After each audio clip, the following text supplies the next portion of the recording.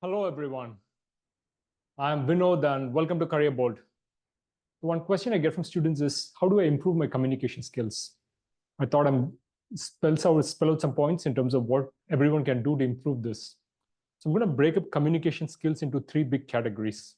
So the first one is that I'm talking about reading skills, writing skills, speaking skills. I think these are the most important. Then we'll reflect on what exactly should you focus on, because it's not necessary that you learn all three. It is actually more important about how do you impress the recruiter when you sit in interviews before the recruiter. So that's your primary area of focus. Let's dig in one after the other. In terms of firstly reading skills, so this is a pet peeve I've had. I've visited about 10 of the IITs in the last 1 year, and I always feel that the generation of today have stopped reading. Most of them are into watching YouTube videos. So, for example, when I was at IIT Dharwad and when I was at IIT Roorkee, I kept asking students, how many books have you read in the past 1 year? Very, very few students raise their hands to say that they even read one book. And just perplexes me completely because um, quite some time back, 1 to 2 decades back, it was very common practice for one student to read at least one book a month. So reading skills have come down, and I mean, I'm not slamming anyone. I'm just saying that the more you read, the more comfortable you're going to be with talking about different topics. So you get a feel of the rhythm of the language, and reading is extremely important. I know that the IIT training system, for example, the coaching classes which people go through in their high school is not always conducive in terms of focusing on additional books, reading outside the curriculum.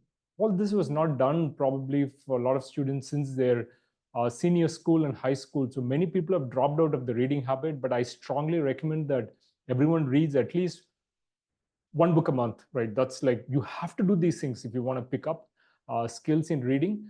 And importantly, I would say that don't always go towards serious books. Read whatever you feel comfortable. Suppose you want to read about adventure, go ahead, read about it. You want to read about travel, you read about it. But do keep reading something. That's most important. So that's with reading. Let's now go to writing skills. Writing skills is something which, again, is not really required too much unless you're an author. So most students can get by without having great writing skills.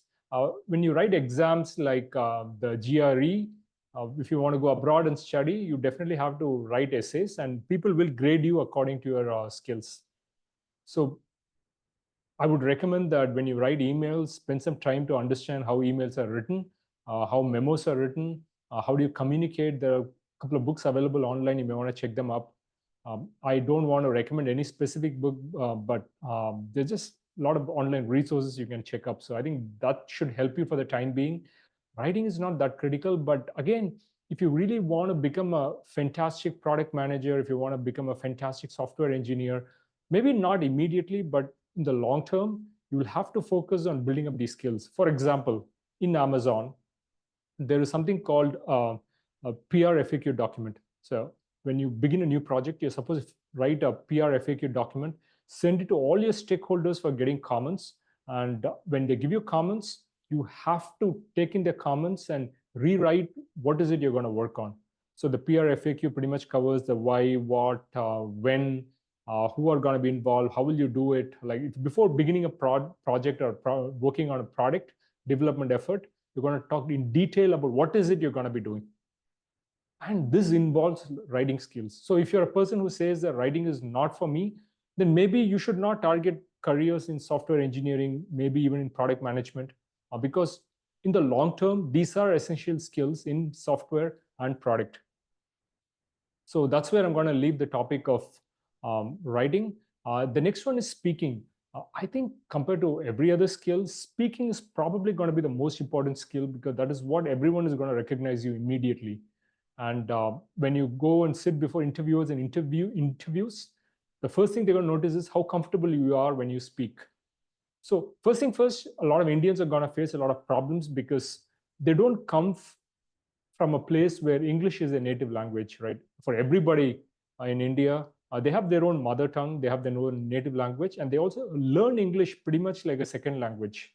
Even if you go to the best of schools in India, people are just more comfortable talking in the local language. English is secondary.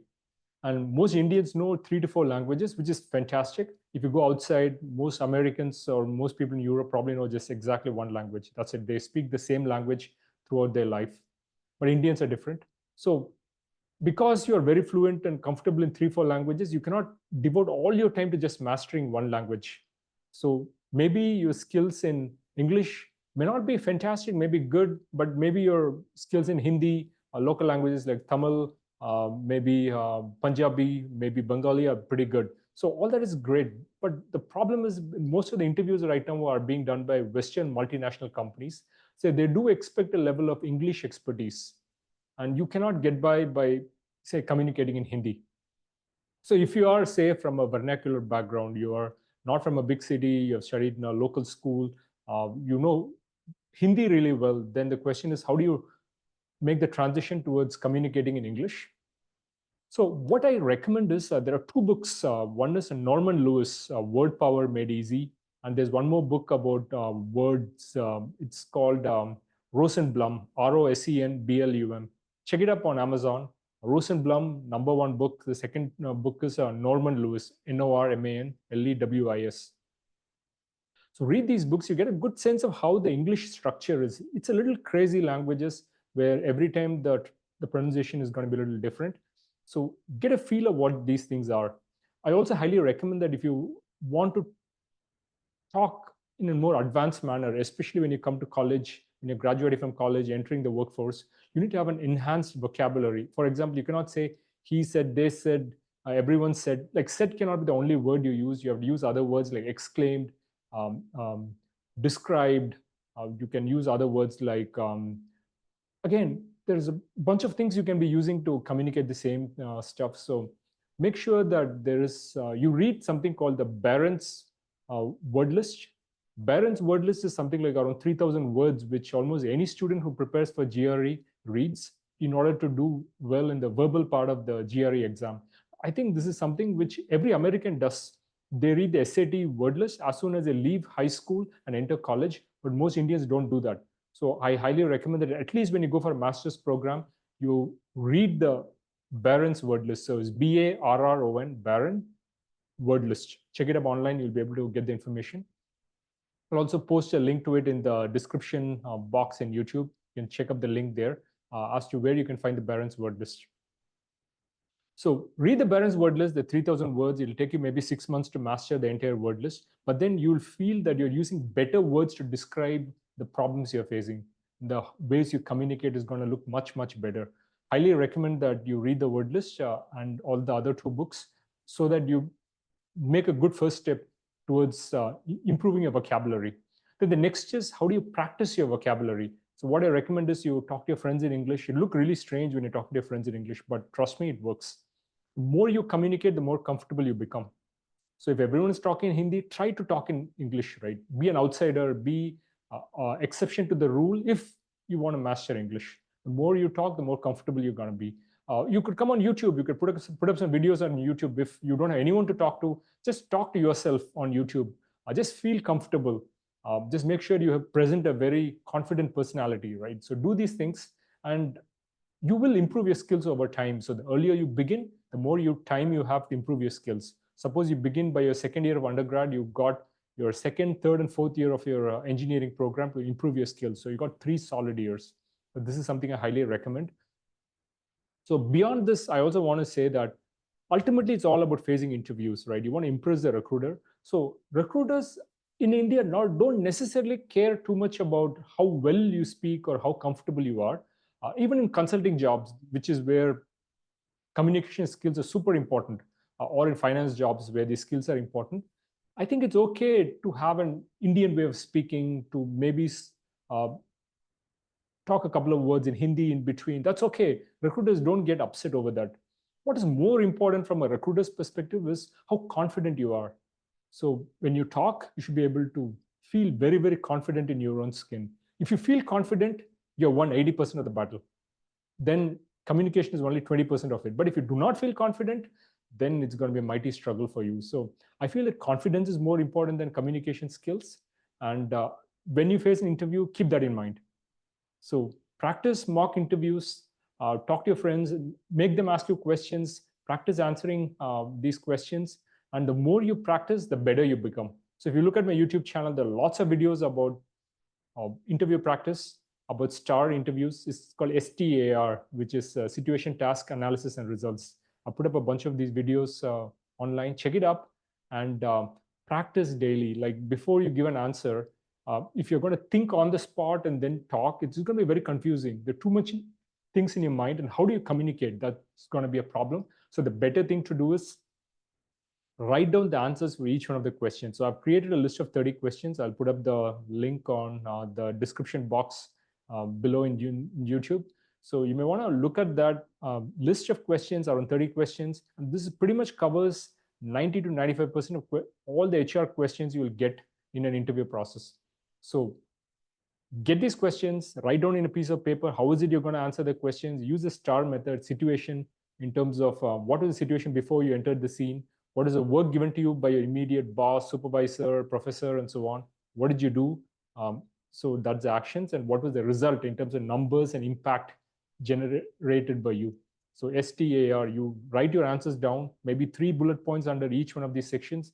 So 3 under situation, 3 under task, 3 under analysis, 3 under results. So you got a 3 into 4, 12 bullet points. And you've got to communicate within, say, 5 minutes, right? That's the time you get to give an answer to this question. And most of these questions always begin with the same format. Give me an example of a time in the past when you had to work with a team of people. Give me an example of a time in the past when you had to lead a team of people. Give me an example of a time in the past when you had to work with a difficult manager. Give me an example of a time in the past when you had to face a very difficult obstacle. The more you practice these questions, the more comfortable you are, and the more you're going to ace your interviews. Okay, folks, so hopefully you got some tips about how to improve communication skills. Remember, everyone begins from scratch and then goes up. There's nobody who's a born communicator and a speaker, right? Everybody has to work from zero and then go up. So if you feel that somebody is fantastic, that means that they've just done a lot more hard work early in their life. And it doesn't matter, anyone can begin the journey at any time. So when I used to work in Silicon Valley, we used to meet CEOs, and often when the CEOs go for meetings, there always used to be a communication coach who goes along with the CEO for all these meetings. They would give detailed feedback to the CEO after the meeting is over, saying you made a mistake here, you did not present your case here, you made a terrible job in terms of the way you communicated. These are the things you have to do to improve. So what I'm trying to say is, even a CEO who is pretty much at the top of the game, they also get daily feedback on how to improve themselves. So if you're a student early on in career, it's totally okay to make mistakes and improve yourself, because even people at the top, when they reach the 50s and 60s, are still improving themselves. Okay, with this, I'm going to leave the conversation. Let me know in the comments below if you have additional thoughts, questions. I would love to answer them. And do follow my channel if you haven't so far. Cheers, everyone. Bye-bye.